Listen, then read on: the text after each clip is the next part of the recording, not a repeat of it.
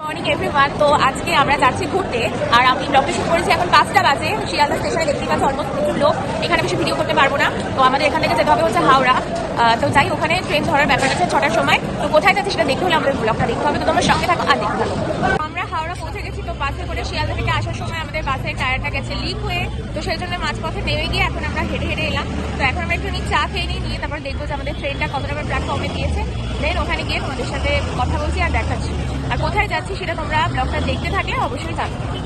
ট্রেনের টাইম একটু দেরিতে থাকায় আমরা তাড়াতাড়ি পৌঁছে যাওয়ায় আমরা সকালে একটুখানি চা খেয়ে নিয়েছিলাম। দেন আমরা শিয়ালদা থেকে হাওড়া যাওয়ার জন্যে বাসের উদ্দেশ্যে রওনা দিয়েছিলাম, আর দেখছিলাম তখন অত ভোরবেলা কত লোক হাওড়া স্টেশনে। ফাইনালি আমরা জনশতাব্দী এক্সপ্রেসে উঠে পড়েছি, আর এখানে আমরা সিট পেয়ে গেছি। উইন্ডো সাইডে বসেছি। তো এখানে বেশি ভিডিও করতে পারবো না, কারণ ভিডিও বেশি অ্যালাউ নয়। তো চলো আমরা ওখানে যাই, দেন তোমাদের সাথে কথা বলছি। তো তোমরা পুরো ব্লগটা দেখতে থাকো। আর আমি মোজাটা চেঞ্জ করবো, কারণ আমার মোজাটা খুব ডিস্টার্ব করছে। ফাইনালি আমাদের ডেস্টিনেশন ঘাটশিলাতে জনশতাব্দী এক্সপ্রেস, আর আমাদের প্রচুর লোক এখানে এসেছে। আর এই যে পিছনে স্টেশন তোমাদেরকে দেখিয়ে দিই, অনেক বড় স্টেশন। আমরা এবার হোটেলে যাবো না, আমরা যাবো হচ্ছে যা যা আমাদের সাইট সিন আছে সেগুলো আমরা দেখে নেবো আর তোমাদের সাথে শেয়ার করবো। আমাদের মোটামুটি 3-4 ঘন্টা লেগেছে নামতে। ট্রেনটা ভালোই এসেছে। হাওড়াতে নেমে আর সেভাবে ভিডিও করতে পারিনি, মানে বাড়ি থেকে ভোর 3টের সময় বেরিয়েছিলাম, মানে 3টে সাড়ে 3টে নাগাদ বেরিয়েছিলাম। দেন ওখান থেকে গেছিলাম শিয়ালদা, তো ওইটুকু টাইম আর ভিডিও করতে পারিনি। তারপরে আমরা এখানে এলাম, ডিরেক্ট এখানে এসেই তোমাদের সাথে শেয়ার করলাম। চলো চট করে একবার তোমাদেরকে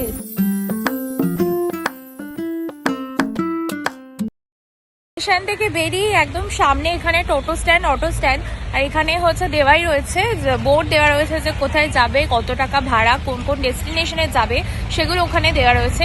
তো আমরাও সেই রকমই এখন দেখবো কি গাড়ি নেব আর কোন কোন ডেস্টিনেশনে যাব। তো ড্রাইভারের সাথে কথা বলে নেব। ঘাটশিলা স্টেশনের নেমে এই চার্টটা তোমরা দেখতে পাবে অটো স্ট্যান্ডের সামনে, যেখানে দেওয়া থাকবে কোন কোন জায়গায় কত কত ভাড়া। তো আমরা স্টেশন থেকে এগিয়ে গিয়ে এই বিজয়দার অটোতে করে পুরো ঘাটশিলা পর্যবেক্ষণ করেছিলাম। তোমাদেরকে একটা কথা বলি, হোটেলের মানে স্টেশন থেকে বেরিয়ে প্রচুর টোটো ছিল, তো সেগুলো তোমরা একদমই ধরার চেষ্টা করবে না, কারণ ওখানে বার্গেনিং করে তোমরা পারবে না। তো সেই জন্যই আমরা একটু রোডে এসে টোটো ধরেছি আর কি, টোটো বা অটো যাই বলো না কেন।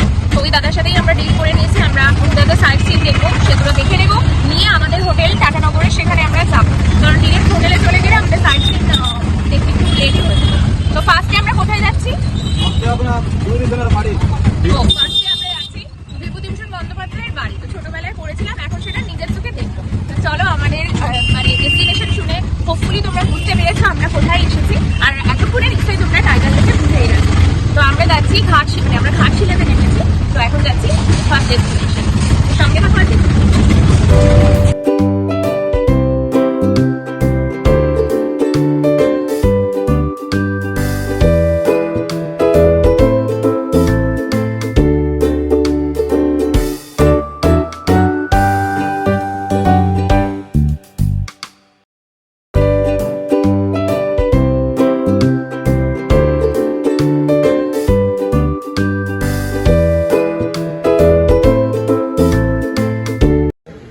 এখানে সব রয়েছে যেগুলো আমরা বইটা পড়েছি, সবই এখানে ছবি এঁকে দেখানো। এরা এই পাঠশালা টাইপের। আর বিভূতিভূষণ বন্দ্যোপাধ্যায়ের বাড়ি থেকে আমরা চলে গিয়েছিলাম সামনেই রামকৃষ্ণ মঠে। তো রামকৃষ্ণ মঠটা বিশাল জায়গা জুড়ে ছিল, সেখানে গিয়ে দেখতে পেলাম প্রচুর ফুলের চাষও হয়েছে। আর এখন তো শীতকাল, খুব ভালো লাগছিল, প্রচুর সবজিরও চাষ হয়েছে। আর এখানে কিন্তু নিজস্ব চাষি রয়েছে যারা এই ফুল ফল সবই চাষ করেছে।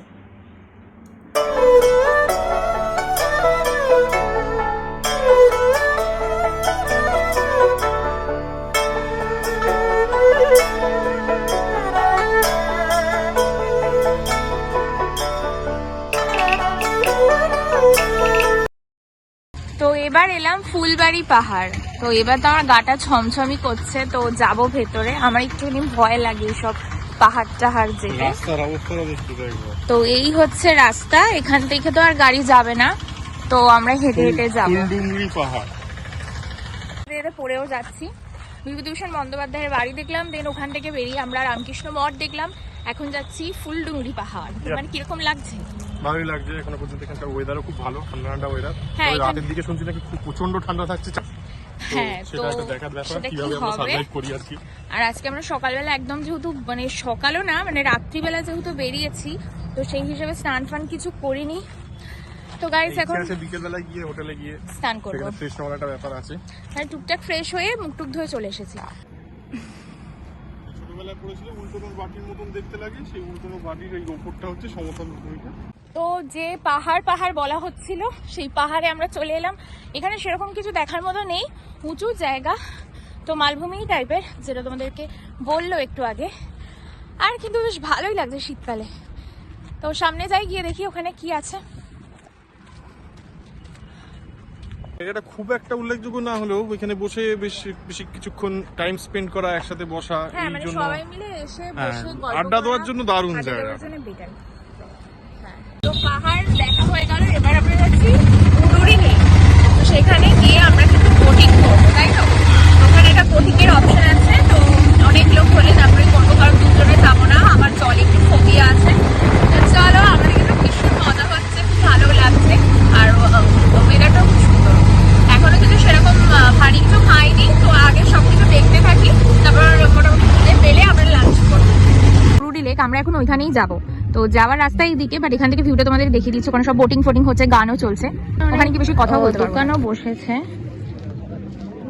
এখানে, অনেক ছোটখাটো দোকান আছে যেগুলোতে তোমরা চাইলে খেতে পারো। তো আমাদের যে অটো ড্রাইভার দাদা, সেই একটা দোকানে কথা বলতে যাচ্ছে, ওখানে গিয়ে আমরা মেনুগুলো দেখবো আর দেখবো যে কি খাওয়া যায়। তো আগে আমরা বোটিং করব, তারপরে খাবো।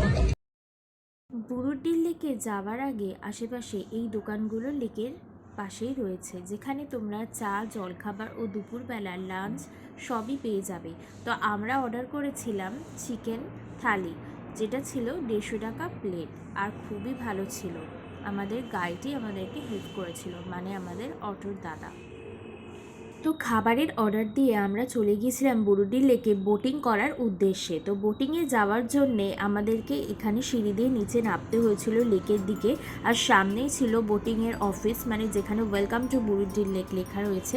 তো আমাদের ফার্স্ট টাইম, আর আমার বরেরও আই থিঙ্ক ফার্স্ট টাইম। তো যাই হোক, আমাদের দুজনের এক্সাইটমেন্ট কিন্তু প্রচণ্ড ছিল, আর এইসব ব্যাপারে কিন্তু আমার বরের এক্সাইটমেন্ট আমার থেকে অনেক বেশিই থাকে। তো চলে গিয়েছিলাম আমরা বুরুডি লেকে। সেখানে গিয়ে এই অফিস থেকে লাইফ জ্যাকেট ভাড়া করে নিয়েছিলাম, আর আমাদের টিকিট পড়েছিল পার হেড 50 রুপিস করে। আর এখানে প্রচুর লোক ছিল, প্রায় পিকনিক করতেও অনেকে এসেছিল। এইরকম শীতের সময় দলমা পাহাড়ের পাশে লেকে বোটিং করার মজাই কিন্তু আলাদা। আর ছুটিটা আমি ভালোই এনজয় করেছিলাম। তোমরা যদি শীতকালে এরকম একদিনের জন্য ছুটি কাটাতে চাও, তাহলে অবশ্যই আমি সাজেস্ট করবো তোমরা ঘাটশিলার এই বুরুডি লেকে অবশ্যই ঘুরে এসো, ভীষণ ভালো লাগবে। আমি তো বেশ এনজয় করেছিলাম। এখানে আমাদের সঙ্গেও যারা ছিল তারাও বলেছিল এই বোটটা আস্তে চালানোর জন্যে। তো আমরা খুব বেশি স্পিডে যাইনি, কিন্তু খুবই মজা করেছিলাম। আর এই জলে মানে ফার্স্ট টাইম, খুব ভয়, সাথে মানে কি বলবো, ভালোও লাগছিলো। একটা আলাদা রকমের এক্সপিরিয়েন্স আমি তোমাদের সাথে শেয়ার করলাম। আমরা বুরুডি লেক থেকে এখানে বেরিয়ে আসতে এসে প্রায় 15 মিনিট মতন লাগলো অটো করে এখানে এসে। এখান থেকে আমরা রাস্তা ধরে যাচ্ছি ধারাগিরি ফলসে। তো ফলস আদেও আছে কিনা সেটা গিয়েই আমাদেরকে দেখতে হবে। আমাদের টোটো দাঁড় করানো আছে, তো সেখানে পার্কিং এর ঝামেলা লেগে গেছে। আর এই এখন আমরা এখান দিয়ে যাব, কিন্তু বলছে জল থাকে না, একটু বর্ষার টাইমে বেশি জল থাকে। I'm dreaming in dreams bigger than me, taking my time. Dharagiri falls থেকে আমরা বেরিয়ে এখন সোজা চলে যাচ্ছি আমাদের টোটো যেখানে আছে সেখানে। তো অনেকটা হাঁটতে হয়, অনেকটা হাঁটার পরে তারপরে তোমরা এই ফলসটা দেখতে পাবে। তো যাই হোক, তো আমরা এখানে চলে এসেছি এই যে পিছনে ধারাগিরি ফলসে। আমাদের গাইডের সঙ্গেই আমরা এসেছি, বাট গাইডটা এখন লাগছে না। আর এখানে খুব সুন্দর জায়গা, এখানে ও দাঁড়িয়ে আছে, আর ছবি তোলার জন্য ভীষণই পারফেক্ট জায়গা।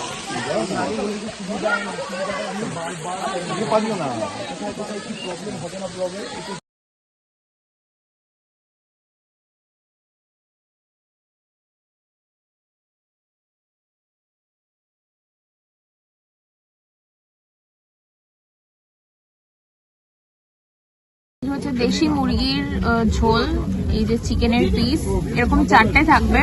প্লেটিং হচ্ছে 150, তার সাথে এইসব সবজি ডাল এইসব কিছু থাকবে।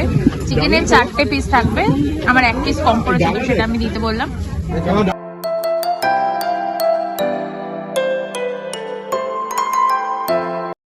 দাওয়ার পরে আবার হেঁটে হেঁটে যেতে হচ্ছে, তো একটু কষ্টই হচ্ছে।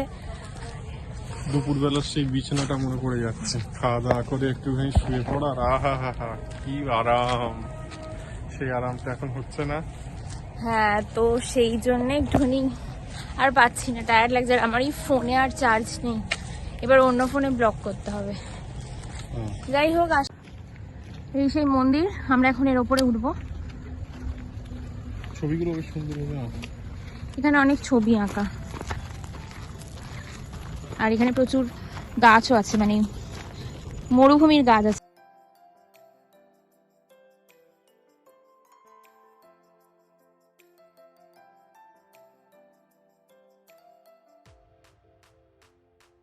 যদি ঘাটশিলায় আসতে চাও তো এই বিজয় দাকে বুক করতে পারো। এবং এই দাদার নাম কি?